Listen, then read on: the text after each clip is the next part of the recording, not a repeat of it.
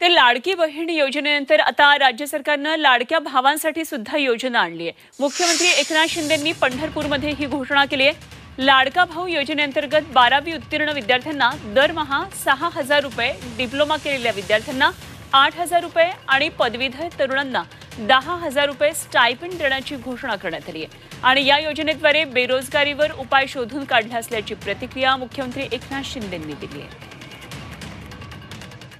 तर राज्य सरकारची महत्त्वाकांक्षी योजना अर्थसंकल्पामध्ये जाहीर झाली, ती म्हणजे लाडकी बहीण योजना। महिलांसाठी खास योजना राज्य सरकारनं घोषित केली, त्यावर विरोधकांनी प्रश्न उपस्थित केला। लाडक्या भावांसाठी काय, तेव्हा आता राज्य सरकारनं लाडक्या भावांसाठी सुद्धा लाडका भाऊ योजना तयार केलेली आहे, त्याची घोषणा मुख्यमंत्र्यांनी केली आहे। पाहूया आपण लाडका भाऊ योजना नेमकी काय आहे।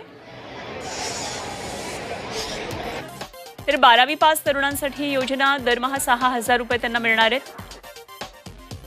डिप्लोमा केलेल्या विद्यार्थ्यांना मिळणार आहेत 8,000 रुपये आणि पदवीधर तरुणांना 10,000 रुपये स्टायपेंड मिळणार आहे।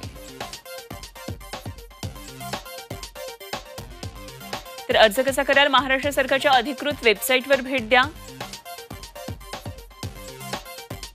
नवीन वापरकर्ता नोंदणी पर्यायावर क्लिक करा। फॉर्ममध्ये नाव, पत्ता आणि वयोगट भरा। आवश्यक कागदपत्र अपलोड करा। नोंदणी प्रक्रिया पूर्ण करण्यासाठी सबमिट बटनावर क्लिक करा।